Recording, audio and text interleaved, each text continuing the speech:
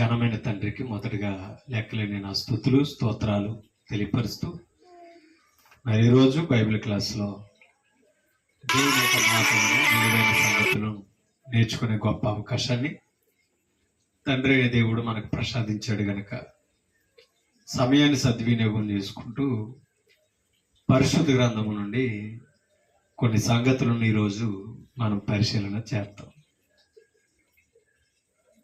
దేవుడు మనకిచ్చిన సమయమును బట్టి ప్రార్థన చేసుకుని మన హృదయాలని వాక్యాన్ని వినడానికి సిద్ధపరచుకుంటాం. ప్రార్థన. సకల ఆశీర్వాదాలకు కారణభూతుడు అయిన తండ్రి మీకు స్తోత్రాలు. మమ్మల్ని ప్రేమించి గడిచిన గురువారం నుంచి గురువారం దాకా కాపాడి మీరు అక్కల చాటును భద్రపరిచి మమ్మల్ని యోగ్యులుగా ఉంచినందుకు స్తోత్రాలు. మరలా ఈ రాత్రి పరిశుద్ధ గ్రంథం నుండి మీ లేఖనాలను పరిశోధించడానికి పరిశీలించడానికి మాకు ఇచ్చిన జ్ఞానానికై స్తోత్రాలు తండ్రి.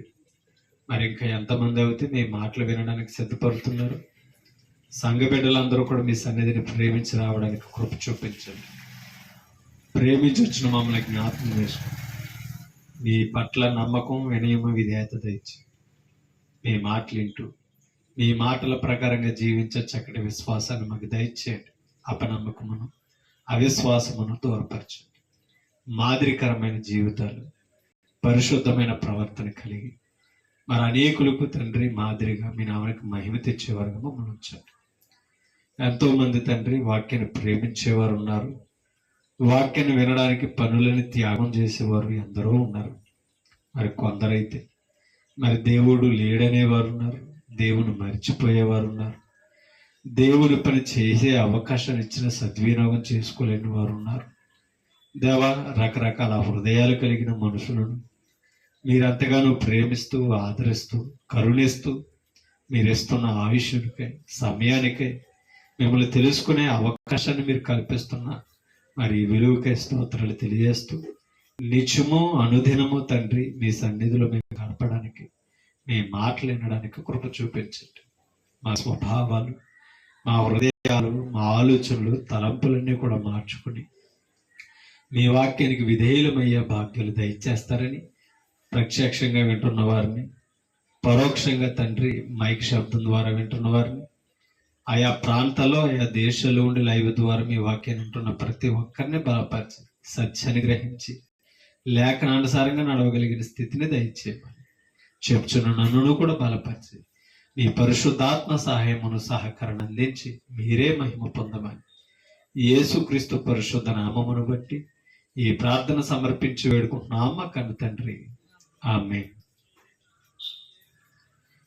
విలువైన దేవుని సంగతులు పరిశుద్ధ గ్రంథం నుంచి మనం నేర్చుకుంటాం. దేవుడు మనకిచ్చిన సమయాన్ని సద్వినియోగం చేసుకుంటాం. దేవుడు మనకిచ్చిన ఆయుష్ కాలం కానీ దేవుడు మనకిచ్చిన జీవితం కానీ దేవుని తెలుసుకోవడానికి దేవుని కొరకు బ్రతకడానికి కానీ ఇవాళ మానవ జాతిని మనుషులమైన మనల్ని ఆలోచించినట్లయితే దేవుణ్ణి తెలుసుకోవడం కంటే దేవుణ్ణి మరిచిపోవడంలో ఎక్కువ సంఖ్య ఉంది. దేవునికి లోబడడం కంటే దేవుని మీద తిరుగుబాటు చేసే సంఖ్య ఎక్కువ ఉంది. దైవాన్ని ప్రేమించడం కానీ దైవానికి లోబడడం కానీ చాలా మంది నిర్లక్ష్యత, కానీ ఎప్పుడు కూడా దేవుడు ఆయన మీద తిరుగుబాటు చేయడం అనేది ఒప్పుకునేవాడు కాదు.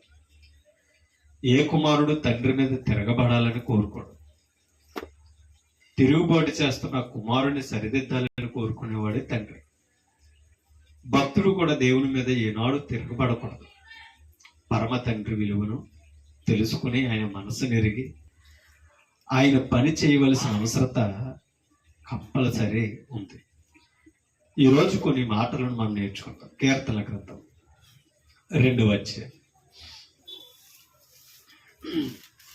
కీర్తన గ్రంథం 2వ అధ్యాయము 1వ వచనాన్ని మనం చదువుతాం. అన్యజనులు ఎలా అల్లరి రేపుచున్నారు. మీకు అర్థం? అన్యజనులని వారు ఏం చేస్తున్నారట? అల్లరి రేపుతున్నారు. సమాజంలోనే కాదు, సంఘంలో దైవ పనులు కూడా అల్లరి చేసేవారు చాలా మంది లేకపోతే కానీ అన్యజనులు అలా రేపుతున్నారట. అన్యజనులు వారి కార్యాలు అవే. అన్యజనులు ఎలా అల్లరి రేపుచున్నారు? జనములు ఎలా వ్యర్థమైన దానిని తలంచుచున్నవి. లోకంలో ఉన్న జనులు ఏం చేస్తున్నారట? తలంపులు ఉన్నాయి కానీ వ్యర్థమైన తలంపులతో బ్రతుకుతున్నారట. అల్లరిని రేపుచు జగడాలు పుట్టిస్తున్నారట. ఎవరో? అన్యజనులు, లోకంలో ఉన్న జనులు. ఇప్పుడు మనం చదువుతాం 2వ వచనం. మనము వారి కట్లు తెప్పుదము రండి, వారి పాశములను మన యొద్ద నుండి పారవేయదము రండి అని చెప్పుకొనొచ్చు. ఒక మాట ఇక్కడ చెప్తున్నాడు. భూరాజులు యెహోవాకును ఆయన అభిషక్తునికి విరోధముగా ఎవరో?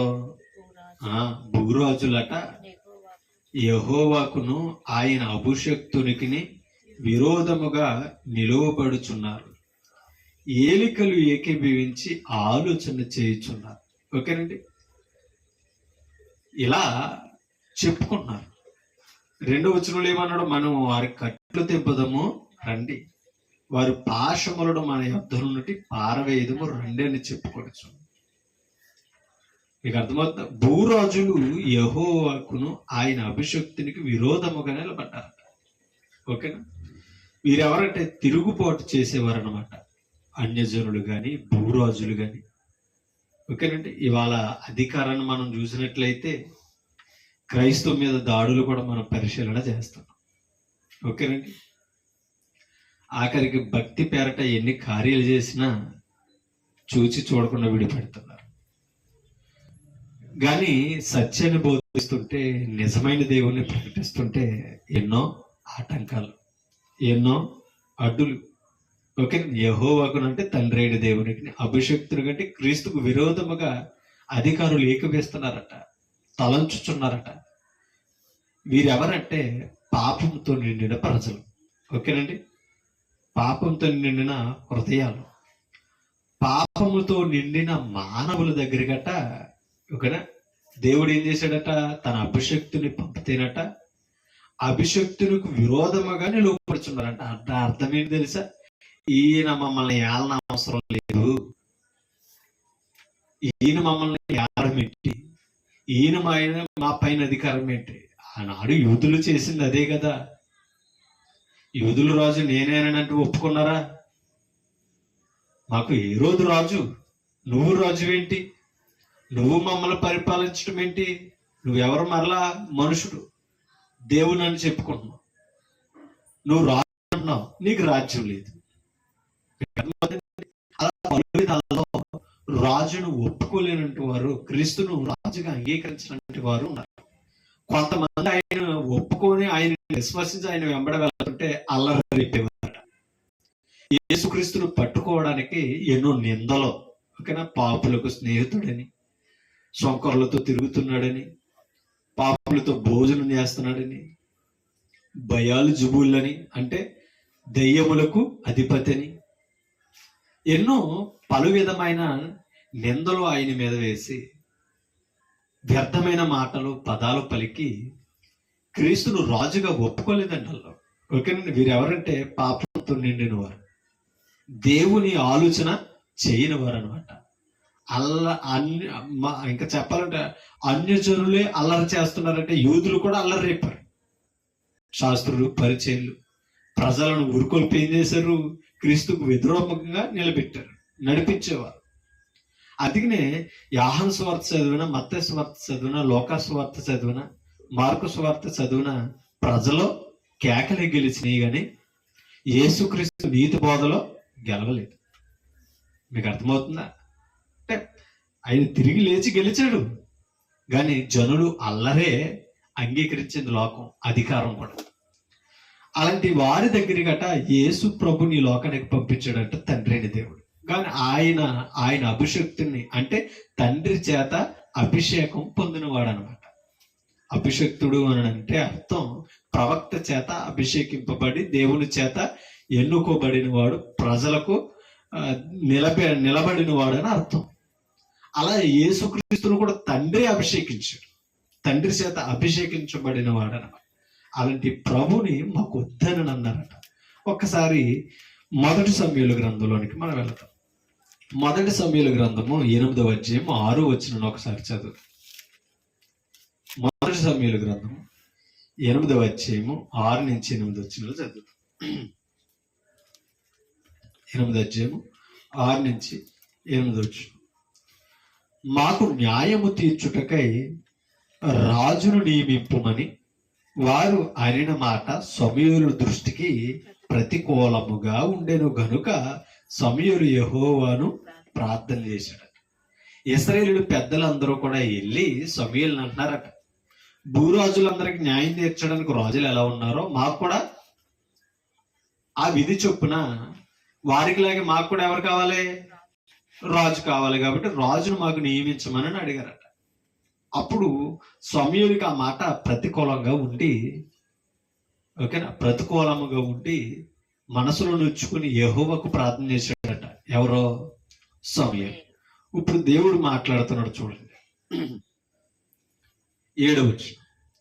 అందుకు యెహోవా, అంటే సమూయేలు ప్రార్థన చేయగానే, ఎందుకు ప్రార్థన చేశాడు? ఇశ్రాయేలు అడిగినది దేవునికే కాదు, సమూయేలుకే వ్యతిరేకంగా ఉన్నదట. ఓకేనండి. అందుకు యెహోవా సమూయేలునకు సెలవిచ్చినదేమనగా, జనులు నీతో చెప్పిన మాటలన్నిటి ప్రకారము జరిగింపు. వారు ఎలా అడిగారో అలాగే రాజుని యథావిధిగా చూచిపెట్టు అని అన్నాడట దేవుడు. ప్రకారము జరిగింపు. వారు నిన్ను విసర్జింపలేదు కానీ, ఎవరినే? సమూయేలును కాదంటే విసర్జిస్తా. ఓకేనా. వారు నిన్ను విసర్జింపలేదు గాని తమ్మును ఏలకుండా నన్నే విసర్జించి ఉన్నారు. ఎవరో? ఇశ్రాయేలు పెద్దలే, ఇశ్రాయేలు జనులే. ఎవరిని కోరుకున్నారట? ఏమా, ఎవరిని కోరుకున్నారట? అన్య జనులు వల్ల లోక ధర్మం ప్రకారం మాకు రాజు కావాలని అనుకున్నారు తప్ప, కానీ వీరిని నడిపిస్తే వీరిని ఏలతున్న రాజు ఎవరని గుర్తించలేదట. దేవుడైన యెహోవా వీరికి రాజు గుండి నడిపిస్తుంటే ఆయన వద్దన్నారట. ఎవరో? అమ్మా, ఇశ్రాయేలు. అందుకనే దేవుడు ఆ మాట చెప్తున్నాడు. ఏమని? తమ్మును ఏలకుండా నన్నే విసర్జించి ఉన్నారు. 8వ వచనం. వారు నన్ను విసర్జించి, ఎవరో? ఇశ్రాయేలు. వారు నన్ను విసర్జించి ఇతర దేవతలను పూజించి, అంటే దేవుని ఎప్పుడైతే వదిలేశారో ఎక్కడికి వెళ్ళిపోతున్నారో? విగ్రహారాధన వైపు వెళ్ళిపోతున్నారు. ఓకేనండి. అంటే దేవుణ్ణి వదిలేశారంటే ఎలా వదిలేశారు? గ్రంథాన్ని విడిచిపెట్టారని అర్థం. ఆయన మాట వినడం మానేశారని అర్థం. ఓకేనండి. సంఘానికి రాకపోతే వచ్చే సమస్య అదే. మన వాక్యాన్ని వినాలంటే ఎక్కడికి రావాలి? సంఘానికి, దేవుని సన్నిధికి రావాలి. ఆయన మాటలు దేవుని సన్నిధిలో వినపడతాయి. ఆయన మాట విన్నంత కాలం మనం ఎవరిని మర్చిపోం? దేవుని మర్చిపోం. దేవుని మర్చిపోనంత అంతకాలం దేవుడు చెప్పినదే చేస్తాం, దేవుడికి నచ్చినట్టుగానే బ్రతుకుతాం. దేవుడు మనకు అర్థమవుతేనే కదా దేవునికి ఎలా చేయాలో తెలుస్తుంది. అలా ఇశ్రాయేలు దేవుని మాట వినటం ఎప్పుడైతే మానేశారో విగ్రహారాధన వైపు వెళ్ళారట. ఆత్మస్వరూపుడు నేను తప్ప వేరొక దేవుడు లేడంటే వారి మధ్యకి అనేక మంది దేవుని తెచ్చుకుని పెట్టుకున్నారు. ఓకేనండి. ఇతర దేవతలను పూజించి, నేను ఐగుప్తులో నుండి వారిని రప్పించిన నాట నుండి, ఎప్పటి నుంచట? ఐగుప్తులో నుంచి రప్పించిన నాట నుండి నేటి వరకు తాము చేయుచూ వచ్చిన కార్యములన్నిటి ప్రకారం వారి నియమలను జరిగించుచున్నారు. వారి చెప్పిన మాటలను అంగీకరించి ఆ రాజును గురించి వివరించాడు. ఆ రాజును గురించి వివరించాడు. ఒరే బాబు, మిమ్మల్ని ఏం చేస్తాడు ఆ రాజు? వచ్చి భౌతికమైన రాజును మీరు ఏర్పరచుకుంటే ఏం చేస్తాడు? వెట్టి పనులు చేయిస్తాడు. ఓకేనా. వారి రథాల ముందు మీ కుమారులు పరిగెత్తాలి. అవునా? వారి రాజ్యంలో మీ కుమార్తెలు వెట్టి పనులు చేయాలి. వారికి ఆ బల్లెలు చేయడంలో కానీ, వారికి కత్తులు చేయడంలో కానీ, వీరందరూ సాన పెట్టడానికి వీరు ఏం చేస్తారు అని అంటే పనికి వారిగా వాడుకుంటారు వీరిని. ఆ రాజు ఎంత కఠినంగా ఉంటాడో చెప్పానన్నా సరే అయినా మాకే కావాలని అన్నారు. అంటే ఎవరిని విసర్జించారు? యెహోవాని విసర్జించి మాకు వద్దన్నారండి. లోకస్వార్థలోనికి వెళ్తాం. లోకస్వార్థ 19 వచ్చి 14 వచ్చి లోకాసు వార్త 19 వచ్చి 14 వచ్చి చూడండి. అయితే అతని పట్టణస్థులు అతని ద్వేషించి ఇతడు మమ్మును ఏలుట మాకిష్టము లేదని అతని వెనుక రాయబారము పంపిరి. అప్పుడు ఆ రాజ్యము సంపాదించుకుని అతడు ఆ రాజ్యము సంపాదించుకుని, అంటే ఎవరిని గురించి చెప్తున్నాడు ఈయన ఈ మాటలో? యేసు ప్రభు చెప్తున్న ఉపమానాలమ్మ ఇవి. ఓకేనా? యేసు ప్రభు ఉపమానంలో ఏమని చెప్తున్నాడంటే, ఒక తండ్రి పొలమును గురించి చెప్తున్నాడు అనమాట. ఓకేనా? ఆ పొలము రాజ్యమని, తండ్రి రాజని, తన దాసులను గురించి మాట్లాడుతున్నాడు. కానీ ఆ రాజు దానిని కవులకి ఇచ్చాడట. వారు మరలా లెక్క చూసుకోవడానికి వస్తే సమాధానం చెప్తలేదట. అక్కడ మాట్లాడిన మాటలవి చూడండి. ఒక మాట మనం చదువుతాం, 11 వచ్చిన చదువుతాం. వారు ఈ మాటలు వినుచుండగా తాను యెరూషలేమునకు సమీపమున ఉండుట వలన ఎవరో యేసుక్రీస్తు దేవుని రాజ్యము వెంటనే అగుపడునని వారు తలంచుకొనుట వలనను ఆయన మరి ఒక ఉపమానము చెప్పెను. ఏమనగా రాజకుమారుడు ఒకడు, ఓకేనా, రాజకుమారుడు ఒకడు రాజ్యము సంపాదించుకుని మరలా రావాలనని దూరదేశమునకు ప్రయాణమై. ఇంతకీ ఉపమానం ఆయన గురించి చెప్తున్న మాటలే. రాజకుమారుడు ఎవరో? యేసుక్రీస్తు. మీకు అర్థమవుతా? రాజ్యమును సంపాదించుకొనవలనని మరలా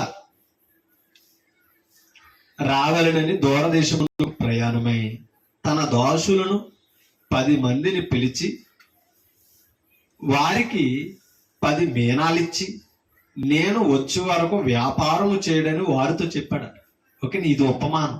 ఓకేనా? రాజ్యమును సంపాదించుకోవడానికి ఆయన వెళ్ళాడు. ఓకేనా?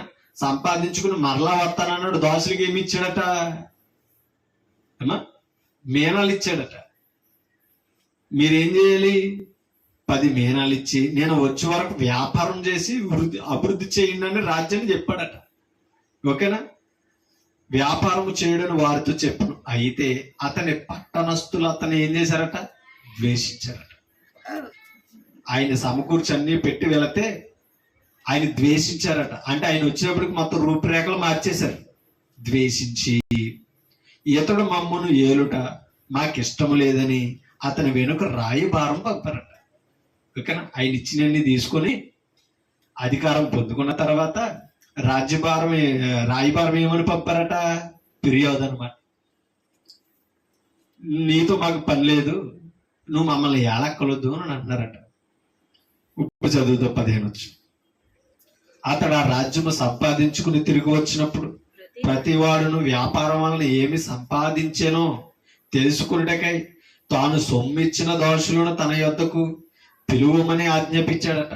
తన దాసులకు, సొమ్మిచ్చిన దాసులు. ఓకేనా? మొదటి వాడు ఆయన ఎదుటికి వచ్చి, అయ్యా నీ మీనా వలన 10 మీనాలు లభించనని చెప్పాడట. ఓకేనండి?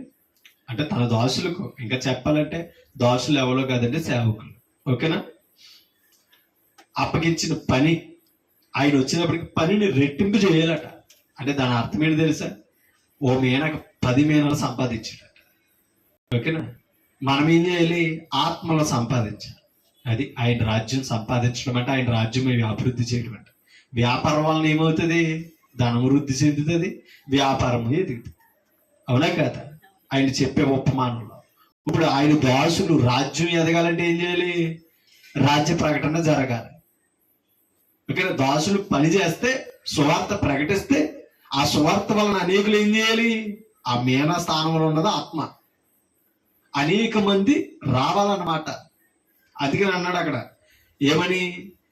తన సొమ్మిచ్చిన దాసులను పిలిచాడట. ఎవరెవరు ఎంతో అభివృద్ధి చేశారని. ఓకేనా? చూడండి, పిలువమని ఆజ్ఞాపించను. 16 మొదటివాడు ఆయన ఎదుటకు వచ్చి, అయ్యా నీ మీన వలన 10 మీనాలు లభించనని చెప్పగా అతడు, బలా మంచి దాసుడా, నీవు కొంచెములో నమ్మకముగా ఉంటివి గనుక 10 పట్టణముల మీద అధికారి అయ్యుందో అని వాడితో చెప్పాడట. ఓకేనా? మరలా ఇంకొకటి వచ్చాడు, 5 మీనాలు సంపాదించాడట. 5 మీనాల మీద 5 పట్టణాల మీద నమ్మకం ఉంచాడు. బలా నమ్మకముగా ఉన్నాడంటే ఇచ్చిన పనిని ఏం చేశాడు? కాపాడాడు, అభివృద్ధి చేశాడు. అది నమ్మకం అంటే. అంటే ఒక విషయం ఆలోచించండి, ఈ రోజు ఆయన సంఘంలో మనల్ని నమ్మి పెట్టాడు. అవునా? మనల్ని నమ్మి పిలిచాడు. పిలిచిన పిలుపునకు ఏం చేయాలి? తగినట్టుగా జీవించాలి. ఆ మనల్ని ఎవరైతే పిలిచారో ఆయన గురించి ప్రకటన చేయాలి. మనం ఏం చేస్తున్నాం? పిలవబడ్డాం తప్ప కానీ పిలిచిన పిలుపును గుర్తిస్తాం. మనం వచ్చి ఆయన రాజ్యం కొరకు పని చేయలేకపోతున్నాం.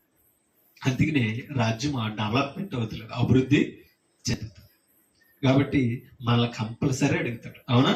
తన దాసులను ఎలాగైతే పిలిచాడో మనల్ని అడుగుతాడు. నువ్వు ఎంతకాలం నేర్చుకున్న వాక్యం ద్వారా ఎవరిని మార్చావు? నువ్వు నేర్చుకున్న సత్యాన్ని ఎవరికి ప్రకటించవు? అదే ప్రశ్న మన మీద ఉన్నది. కాబట్టి సేవకునే కాదు, విశ్వాసులు కూడా ఈ ప్రశ్న అడిగింది. మనం విన్న వాక్యం ద్వారా మన ప్రక్కన వారిని పురుకొల్పాలి, హెచ్చరించాలి. మన ద్వారా ఒక ఆత్మైన రాకపోతే ఎలాగంటే సంఘానికి? అవునా కదా? మనము ఎవరో వాక్యం చెప్తేనే మనం ఏం చేసాం? దాన్ని తెలుసుకుని ఇక్కడ దాకా వచ్చాం. అవునా కదా? ఇప్పుడు మనం కూడా ఎదుటి వారికి వాక్యం చెప్పాలి. వారు ఆలోచించి వస్తారు. ఏమో ఎవరు వస్తారో తెలియదు, చెప్పడం మన పని. అలా మనకు చెప్పిన వారు మన హృదయాల దేవుడు తెరిచాడు కనుక ఆ మాటలు అర్థమైనవి కనుక వచ్చి కూర్చున్నాం, సంఘంలో ఎదుగుతాం. అవునా కాదు? అలాగే మన ద్వారా కూడా కొన్ని ఆత్మలు రావాలని అంటే మనం పని చేయాలి. పని చేయకపోతే ఆయన రాజ్యం ఎదిగే అవకాశం లేదు. ఆ పనులు మనం నమ్మి పెట్టినప్పుడు దాన్ని కాపాడుకోవాలి మనం. అలాగా కొంతమంది నమ్మకంగా ఉండి బలా నమ్మకమైన మంచి దోషుడు అనిపించుకుంటే, ఒకడు చెడ్డ దోషుడు అనిపించుకుంటాడు, కఠినమైన చెడ్డ దోషుడు. ఎందుకు అనిపించుకున్నాడు అని అంటే, తన మేనాను భూమిలో కప్పెట్టి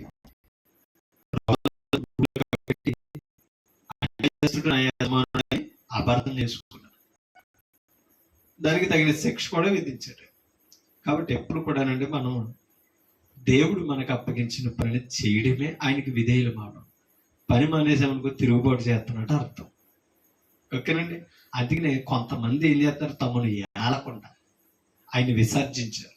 అలాగే ఈరోజు వాక్యం వింటున్నారు, క్రైస్తవులుగా పిలువబడుతున్నారు తప్పకని ఆయన అధికారంలో చాలా మంది లేరు. అందుకనే క్రీస్తు సంఘం అని పిలువబడడానికి ఒప్పుకో. సంఘం ఎవరిదే? క్రీస్తు. అవునా? ఇప్పుడు సంఘం అనగేంటి? రాజ్యమే కదా అర్థం. రాజ్యము సంఘం అయితే రాజు ఎవరు? క్రీస్తు కదా.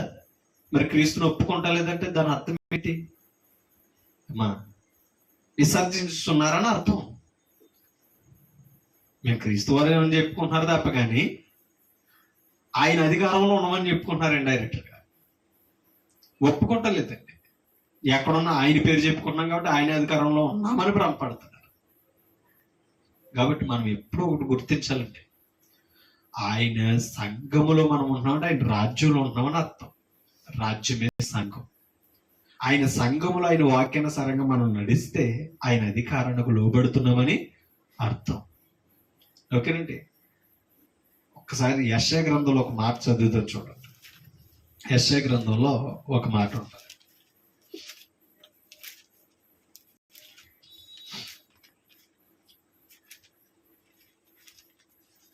యెషయా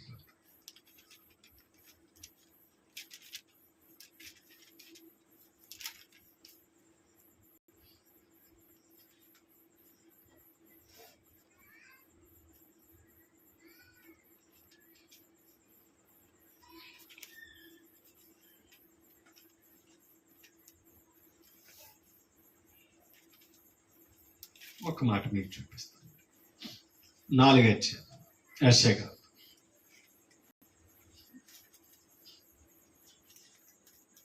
మొదటి వచనం.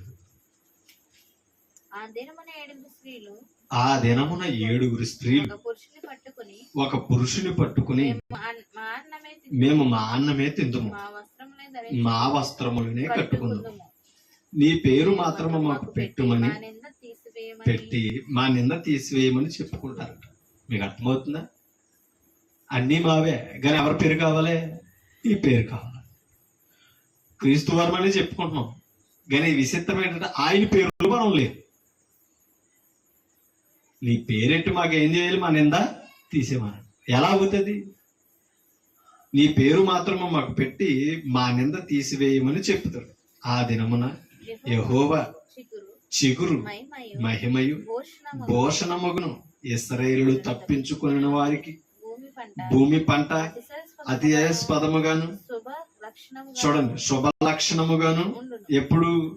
ఆ చిగురు వచ్చినప్పుడు. ఓకేనా? నీతి చిగురు అని క్రీస్తు వచ్చినప్పుడు భూమి ఏమవుతుందట? అతిశయాస్పదముగా ఉంటుందట. దాని అర్థం ఏంటంటే తన ప్రజలు ఫలిస్తారని అర్థం. తన ప్రజలు ఫలిస్తారని అర్థం. కానీ ఆయన పేరు ఒప్పుకోలేదట. ఇప్పటికే పాత నిబంధన కాలంలో ప్రవచించిన ప్రవచనం ఇప్పటికీ నెరవేరుతుంది. ఆయన పేరు చెప్పుకుంటున్నారు తప్ప ఆయన పేరు ధరిస్తలేదండి. మేము క్రైస్తవులని చెప్పుకుంటాం తప్ప, కానీ సంఘానికి క్రీస్తు పేరు పట్టుకి పెట్ట. మరి ఎలా చెందుతుంది? ఎలా ఒప్పుకుంటాడు ఆయన? అంటే తెలియకే విసర్జిస్తున్నాం ఆయన్ని. విసర్జించి ఆయన అధికారానికి మనం లోబడతలేదు. అలా ఆనాడు ఏం చేశారట? ఉపమానం చెప్పుడు. ఏం చేస్తారండి? రాజకుమారుని ద్వేషిస్తారండి. ఆయన చెప్పిన ఉపమానంలో ఇశ్రాయేలు అలాగే చేశారు. అవునే కదా? నువ్వు మాకు రాజు పెట్టి నువ్వు మమ్మల్ని వెళ్ళడం ఏంటి? ఏ రోజు రాజు ఒప్పుకున్నారు? ఏమో ఆఖరికి నరహద్దుకుడని బందుపొడు దొంగ అయినా ఎవరిని ఒప్పుకున్నారు? బరబ్బా కావాలన్నారు తప్పిన మాకు ఎవరు వద్దన్నారు? నీతిమంతుడని అధికారి ఎవరు పిలాతు చెప్పినా సరే మాకు వద్దు అని అన్నారు. అలాంటి అల్లరి జనం అన్నాడు ఇప్పటికే ఉన్నారు. సత్యం చెప్తే అడ్డగిస్తారు, అబద్ధం చెప్తే పరుగులు ఎట్టుకుని వెళ్తారు. వాక్యాన్ని, క్రీస్తుని ద్వేషించే మనస్తత్వాలండి. అంటే దుష్టుడు ఎలా ప్రేరేపిస్తున్నాడో ఒకసారి మనం ఆలోచన చేయాలి. యోహాను సువార్త 9వ అధ్యాయం. యోహాను సువార్త 9వ అధ్యాయం తీసారా? 19వ అధ్యాయం. యోహాను సువార్త 19వ అధ్యాయం 15 నుంచి 16 వచనాలు చదువు. యోహాను సువార్త 19వ అధ్యాయము 15 నుంచి 16 వచనాలు. అందుకు వారు ఇతనిని సంహరించుము, సిలువ వేయమని. ఎవరు కేకలేసిది? ఏమా 7వ వచనం చదువుతాం. అందుకు యూదులు, మాకొక నియమము కలదు, తాను దేవుని కుమారుడని ఇతడు చెప్పుకొనను గనుక ఆ నియమము చొప్పున ఇతడు చావవలెనని అతనితో చెప్పారు. ఎవరితో? పిలాతుతో చెప్తున్నారట. మనుషుడై ఉండి ఎవరినని చెప్పుకుంటున్నాడు? దేవుని కుమారుడు అంటే దేవుడు అని చెప్పుకుంటున్నాడు. కాబట్టి ఇతను మీరేం చేయాలి? సిలువ వేసి చంపాలి. మీకు అర్థమవుతుందా? అది రోమా చట్టం. ఏమా ధర్మశాస్త్ర ప్రకారంగా ఇశ్రాయేలు శిక్ష ఏంటి? రాళ్లతో కొట్టి చంపాలి. అవునా? అప్పుడు దేశ చట్టం ఏది? సిలువ శిక్ష. అదే ఇప్పుడు మన చట్టం ఏది? ఏమా నేరస్తులు చంపాలంటే దేశంలో శిక్ష ఏది? ఉరి. అవునా కదా? అలాగా యూదుల కాలంలో అప్పుడు ఉన్న దేశ చట్టం ఏది తెలుసా? సిలువ శిక్ష. ఓకేనండి. ఆయన నువ్వు చంపాలని పిలాతును వేడుకున్నారట. ఇప్పుడు చెప్తున్నాడు 15 వచనం. అందుకు వారు ఇతనిని సంహరించుము, సిలువ వేయమని కేకలు వేసిరి. పిలాతు, మీ రాజును. ఆ మాటలు చూడండి. పిలాతు ఒప్పుకున్నాడు, మీ రాజును. చూడండి, పిలాతు మీ రాజును సిలువ వేయుదునా? ప్రశ్న. సిలువ వేయుదునా అని వారిని అడుగగా ప్రధాన యాజకులు, కైసరు తప్ప మాకు వేరొక రాజు అది మీ రాజును సిలువ వేయించమంటున్నారా అని పిలాతు అడిగితే ఈరేమంటున్నారట, మా రాజు కైసరే తప్ప ఎవరు కాదు, క్రీస్తు కాదు, రాజు లేడనిరి. అప్పుడు సిలువ వేయబడుటకై అతడు ఆయనను వారికి అప్పగించాడట. ఎవరికే అమ్మా? ఆ బంట్రూతులకు అప్పగించాడట. సిలువ వేయించమని ఎవరో పిలాతు. అర్థమైందా? అంటే యేసుని విసర్జించింది ఎవరు అనుకుంటున్నారు? యూదులే విసర్జించారు. ఆయన ప్రజలే ఆయన్ని ఒప్పుకోలేదు. కాబట్టి ఇవాళ క్రైస్తవులు మనం చెప్పుకుంటున్నాం, క్రీస్తు వారు మనం చెప్పుకుంటున్నాం, కానీ కొన్నిసార్లు సత్యాన్ని పరిశోధన చేయక మన రక్షకును మనమే ద్వేషిస్తాం. మీకు అర్థమవుతుందండి? అలా ద్వేషించారట. యేసుక్రీస్తుని సిలువ వేయమని అడిగారండి. 18 వచ్చారు. ఇదే యోహాను.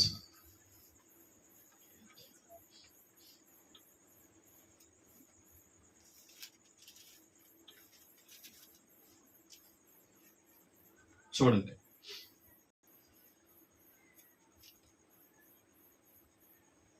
పన్నెండు వచ్చింది చదువు.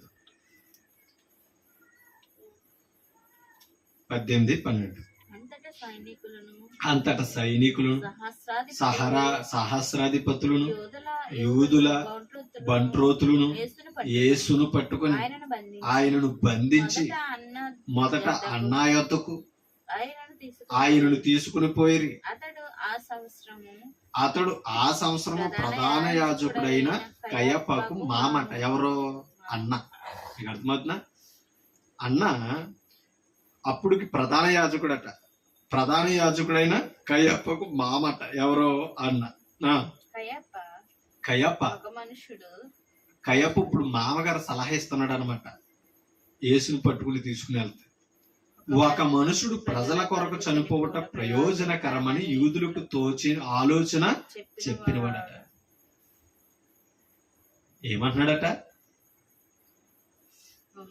ఒక మనుషుడు ప్రజల కొరకు చనిపోవట ప్రయోజనం అని అంటున్నాడట.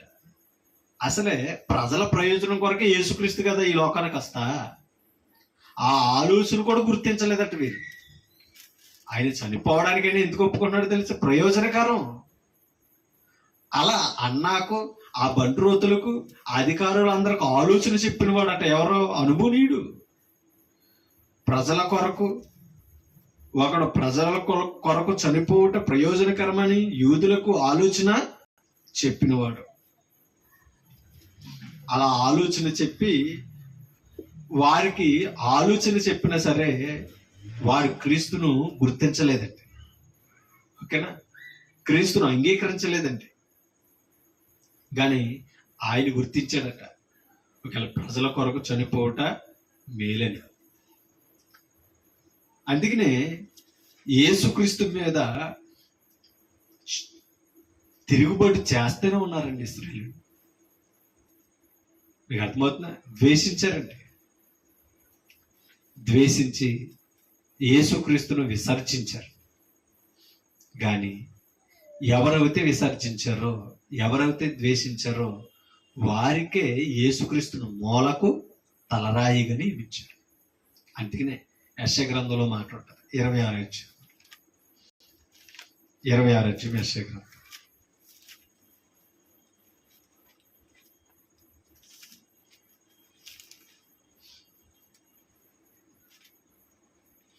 ఒకసారి 28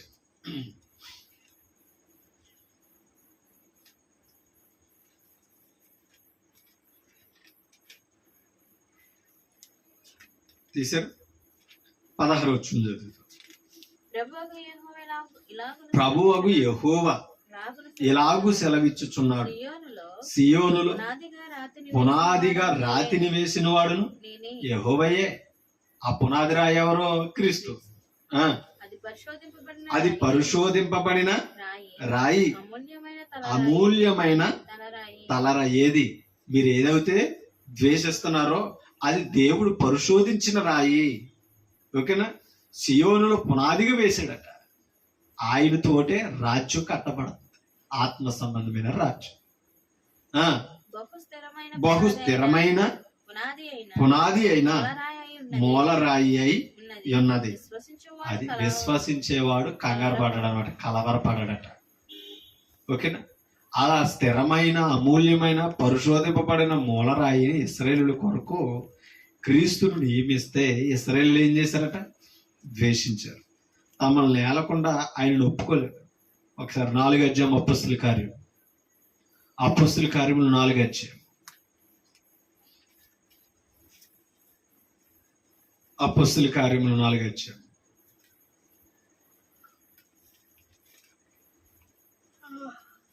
తీసారు 10వ వచనం.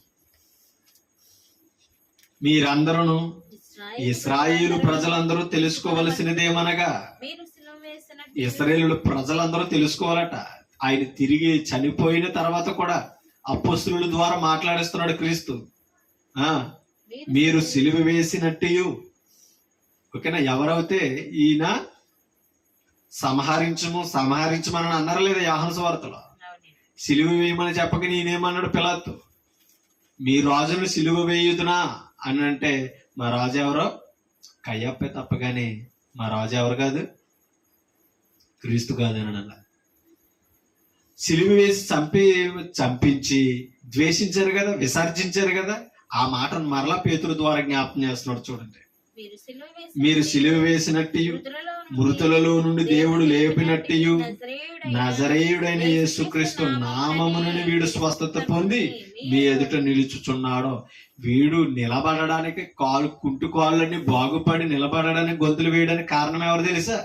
మీరు ఎవరైతే చంపేశారో, ఎవరినైతే ద్వేషించారో ఆ యేసుక్రీస్తే వీడి స్వస్థతకు కారణమని మాట్లాడారట.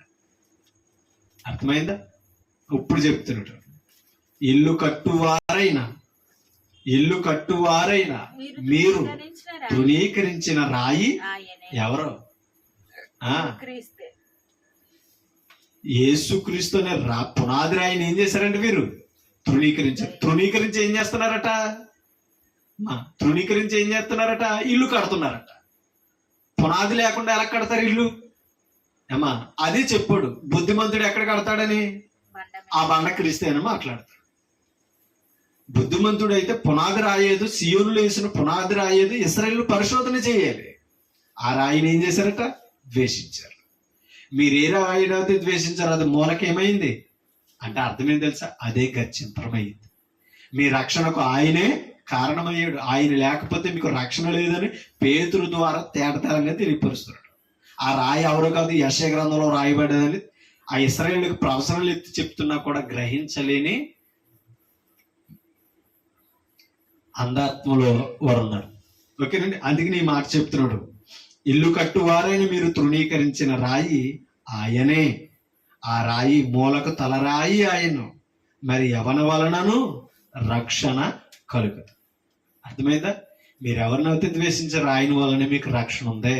ఆయన మీరు సిలువ వేసి చంపేశారు, అయితే ఆయన దేవుడు మృతుల నుండి లేపాడు. మీరు చంపేయననుకున్నారు, ఆయన బ్రతికే ఉన్నాడు. ఎవరైనా సజీవుడు, 3వ అధ్యాయంలో అంటాడు, మీరు సజీవుడైన వారిని ఏం చేశారట? మృతులలో వెతికారు. అలాగే మీరు జీవాధిపతిని చంపారు. ఆయన జీవానికి అధిపతి. మనుషులు చంపితే చనిపోయేవాడు కాదండి, తండ్రి కోసం మరణించిన వాడండి, మన కొరకు మరణించిన వాడండి ఆయన. అయితే యేసు ప్రభుని పట్టుకోవడం మనుషుడు తరమా? ఆయన్ని బంధించడం మనుషుడు తరమా? అందుకని నా యేసు ప్రభుని ఎవరు పట్టుకుంటాకు వస్తారనే కదా పేతురు ఏం చేశాడు? ఏమా అప్పగింపబడే రాత్రి ఆయన పట్టుకుంటాకు వస్తే ఏం చేశాడు? సైనికుడు వరలో నుంచి ఏం చేశాడు? కత్తి దూచి చెవి నరికాడు. అప్పుడు యేసు ప్రభు పలికిన మాట ఏంటి తెలుసా? నేను వేడుకుంటే తండ్రిని 12 వ్యూహాల సైన్యము వస్తుంది. మీకు అర్థమవుతుందా? ఒక వ్యూహ 12,000 12 వ్యూహాల సైన్యం అంటే ఎంత సైన్యం ఉందో ఆయనకు చేయడం. దేవదూతల సైన్యం అంతమంది నాకున్నారు. నేను వచ్చినది కత్తి పట్టడానికే కాదు, ప్రేమను నేర్పడానికి, ప్రేమ తత్వాన్ని బోధించాడు. కాబట్టి యేసు ప్రభు పలికిన మాట, చంపిన వాడిని క్షమించిన వాడని యేసు ప్రభు. తండ్రి వీరేమి చేయుచున్నారో తిరిగి ద్వేషించలేదండి ఆయన. అది ఇక్కడ పేతురు ద్వారా మాట్లాడేస్తాను. మరి ఎవరి వలనను రక్షణ కలుగదు గాని ఆకాశము క్రింద మనుషులో ఇవ్వబడిన మరి ఏ నామమునను రక్షణ కలగదో. మీకు అర్థమవుతుందా? ఈ నామమునే మనం రక్షణ పొందవాలి. ఎవరి నామన్నా. కాబట్టి ఇప్పటికైనా క్రీస్తుని ఒప్పుకోండి అని చెప్తున్నాడు. అలా ఆ పదములో, ఆ బోధలో 2 అధ్యాయంలో ఎంతమంది మారారు? 3,000 మంది మార్పు చెందారు. ఈ అధ్యాయంలో ఎంతమంది మారారు తెలుసా? 5,000 మంది. ఓకేనండి, 5,000 మంది అప్పటికి సంఘములో చేర్చబడ్డారు. అలా సంఖ్యకు 5,000, 4,000, 7,000 సంఖ్యకు శిష్యుల సంఖ్య పెరిగిపోయింది. అలా యేసు ప్రభువుని గురించి ప్రకటించిన అపోస్తలుల బోధవి. మీకు అర్థమవుతుందా? ఎవరినైతే ద్వేషించారో, ఎవరినైతే దూషించారో, ఎవరినైతే నిందించారో ఆయనే ఆ ప్రజలకు రక్షకుడు అయ్యాడు. ఆలోచించండి. కాబట్టి అలా ప్రభువుని చంపిన వారు, ఆయన శిలువలో తలవాల్చిన తర్వాత, ప్రాణం విడిచిన తర్వాత అక్కడ సైనికులు ఎందరో మార్పు చెందిన దాఖలాలు ఉన్నాయి. కాబట్టి మన కొరకు ప్రాణం పెట్టిన వాడిని ఇప్పటికీ మనం నమ్మలేకపోతున్నాం, నమ్మినా అనుసరించలేకపోతున్నాం, విశ్వాసంలో స్థిరంగా ఉండలేకపోతున్నాం. ఒక మాట చెప్పి నేను ముగింపు వైపు వెళ్తాను.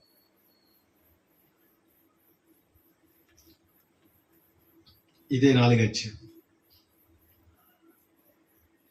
27 వచ్చిన ఏవి జరగవలనని నీ హస్తమును నీ సంకల్పమును ముందు నిర్ణయించెను వాటినన్నిటిని చేయుటకై నీవు అభిషేకించిన నీ పరిశుద్ధ సేవకుడైన యేసునకు విరోధముగా హేరోదును, పొంతు పిలాతును, అన్యజనులతోను, ఇశ్రాయేలు ప్రజలతోను ఈ పట్టణమందు నిజముగా కూడుకొనిరి.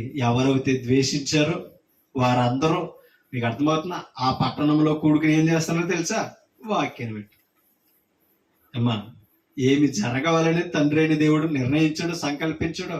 అవి జరగడానికి ద్వేషించిన వారందరూ కూడా మరలా యేసు ప్రభువుని అంగీకరించారు.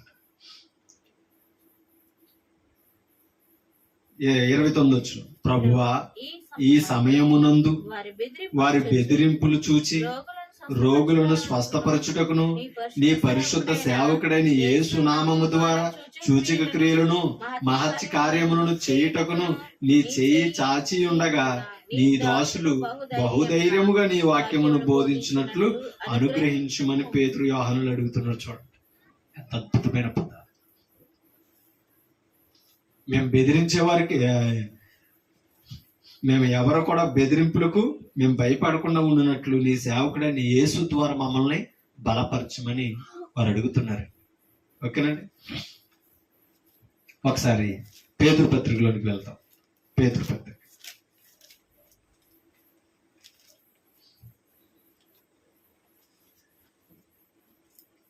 2వ అధ్యాయం 1 పేతురు 6వ వచనం. ఏలయనగా ఇదిగో నేను ముఖ్యమును, చూడండి, ఇదిగో నేను ముఖ్యమును ఏర్పరచబడినదియు అమూల్యమునగు మూలరాతిని సియోనులో. ఈ పదం ఎక్కడ చదవం? యెషయా గ్రంథం 28వ అధ్యాయంలో చదవమా లేదా? 16వ వచనంలో. అందుకని ఇక్కడ మరలా జ్ఞాపకం చేస్తున్నాడు పరిశుద్ధులకి, ఇశ్రాయేలుకి. ఇదిగో నేను అమూల్యమును ఏర్పరచబడినదియును, ఎవరి చేత? తండ్రి చేత ఏర్పరచబడినదియు అమూల్యమునగు మూలరాతిని సియోనులతో స్థాపించుచున్నాను. ఆయన యందు విశ్వాసముంచువాడు ఏమాత్రమును, అంటే అర్థమేంటి? కలవరపడడు అన్నాడు కదా ఆ రోజుని. కాబట్టి ఆ సియోను రాజు, ఆ సియోనులో పునాది వేసిన రాజు ఎవరు తెలుసా? యేసుక్రీస్తు. ఆయన యందు విశ్వాసముంచువాడు ఎంత మాత్రమును సిగ్గుపడను మాట లేఖనమునందు వ్రాయబడి ఉన్నది. విశ్వసించుచున్న మీకు ఆయన అమూల్యమైన వాడు. ఎవరో? అద్భుతం, అమూల్యం ఎవరో? యేసుక్రీస్తు. ఆయన అమూల్యమైన వాడు. విశ్వసించని వారికైతే, చూడండి, మీకు అర్థమవుతుంది, విశ్వసించిన వారికేమో అమూల్యమైన వాడు, విశ్వసింపని వారికైతే ఇల్లు కట్టువారు ఏ రాతిని నిషేధించురో, యేసుక్రీస్తుని నిషేధించరు, చూడండి, నిషేధించురో అదే మూలకు తలరాయి. ఆయన ద్వారా మళ్ళా మీరు దేవుని మందిరంగా కట్టబడుతున్నారు, దేవుని ఇంటిగా కట్టబడుతున్నారు. ఆయన మీదే కట్టబడాలని మరొకసారి పేతురు గారు మా అపొస్తలుల కార్యంలో చెప్పాడు. ఆయన మరలా ప్రత్యేకమైన ఈ పత్రికలు రాసి విశ్వాసులు మరీ ఎక్కువగా బలపరుస్తున్నాడు. చూడండి, ఇల్లు కట్టువారును ఏ రాతిని నిషేధించరు అదే మూలకు తలరాయి ఆయన, మరియు అది అడ్డురాయి అడ్డు బండయు ఆయను. ఎవరికే? అవిధేయులకి ఏమైందంట? అడ్డురాయి అడ్డు బండ ఆయను. కట్టువారు, చూడండి 8వ వచనం, కట్టువారు వాక్యమునకు అవిధేయులై తొట్టిల్లుచున్నారు. దేనికి విధేయులు అవ్వాలి? ఇప్పుడు ఆ బండ ఎవరు, ఆ పునాది ఎవరు, ఓకేనా, ఆ నామం మీద కట్టబడడం ఏంటో, ఆ నామమును ఒప్పుకోవడం ఏంటో తెలియాలంటే దేనికి విధేయులు అవ్వాలి తెలుసా? వాక్యానికి. అంటే బోధ వినాలండి. సంఘానికి వచ్చి వాక్యం ఏం చెబుతుందో, లేఖనాలు ఏం బోధిస్తున్నారో సేవకుడు విశ్వాస కంపల్సరీ వినాలి. వినడం మాత్రాన్నే, విని గ్రహించినంత మాత్రాన్ని ఏమవుతుందంటే ద్వేషిస్తున్నారు వాక్యం. సత్యాన్ని అంగీకరించవలసి వస్తే సత్యాన్ని ద్వేషిస్తున్నారు. తెలియకే భ్రమలో అబద్ధాన్ని నమ్ముతూ అబద్ధానికి విధేయులం అవుతున్నాం. అర్థమవుతుందా? అందుకనే కట్టువారు వాక్యమునికి అవిధేయులై తొట్టుపడుచున్నారు, వారే బుద్ధిహీనులు అన్నాడు. ఓకేనా? బుద్ధిహీనుడు ఎక్కడ కడుతున్నాడు అన్నాడు? ఇసుక మీద కట్టుకుంటున్నాడు.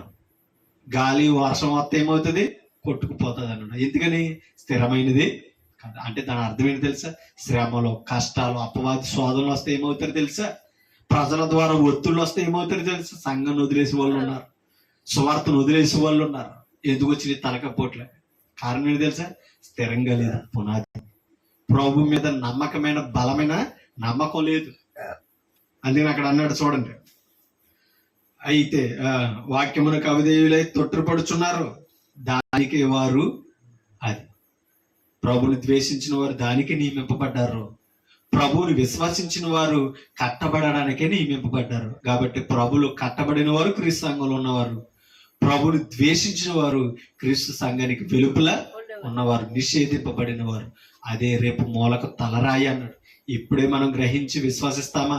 విశ్వసిస్తే కట్టబడతాం. విశ్వసింపని వారికి అయితే అది ఏమై ఉన్నది అన్నాడు. అమ్మా, విశ్వసింపని వారికి అయితే అది ఏమై ఉన్నది అన్నాడు. ఇల్లు కట్టువారు ఏ రాత్రిని నిషేధించారో అది మూలక తలరాయి అయి ఉన్నది. కాబట్టి ఆ మూలక తలరాయి క్రీస్తు. ఎవరైతే ద్వేషించారో ఆయన రక్షకుడుకు కారణని.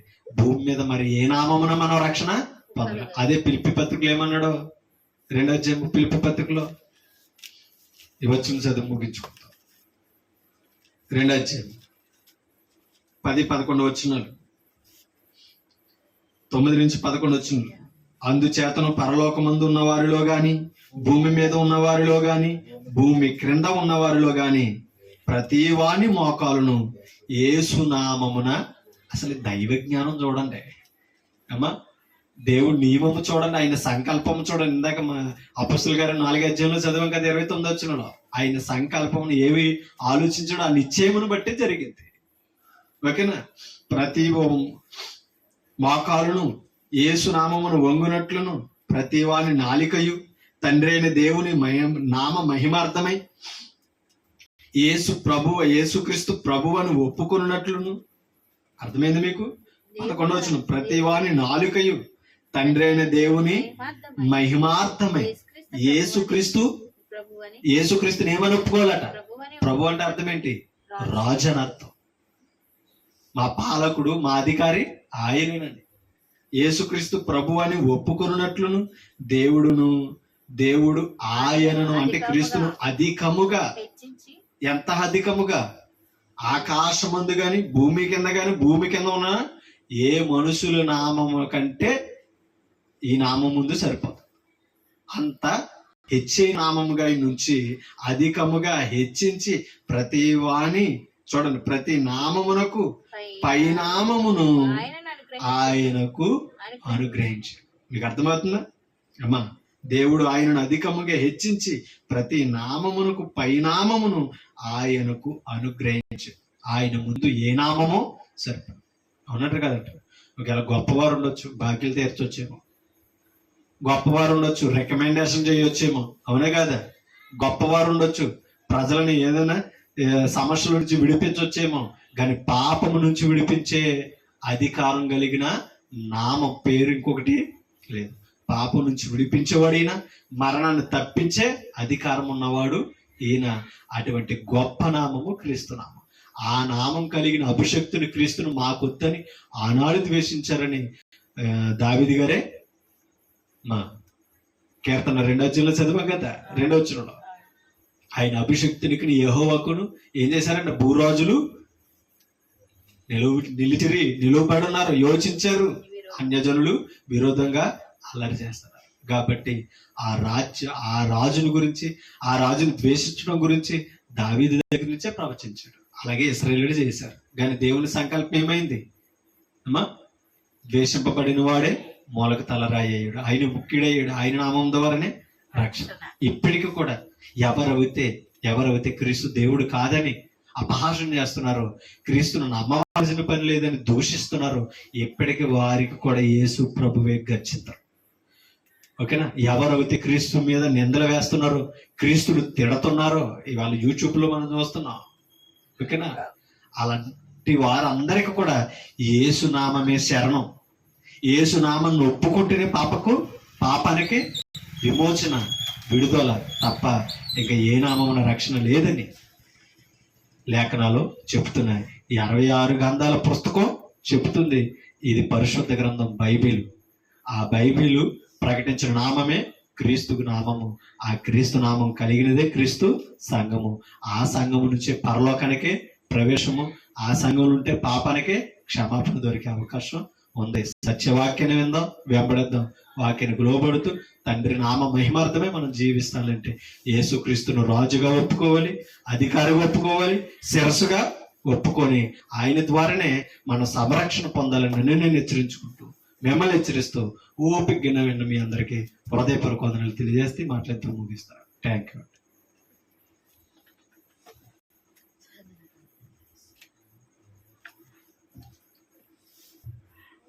నన్ను ప్రేమించి సమయం ఇచ్చిన సేవకులు కాంతరావు గారు కూడా హృదయపూర్వక వందనాలు తెలియజేస్తాను.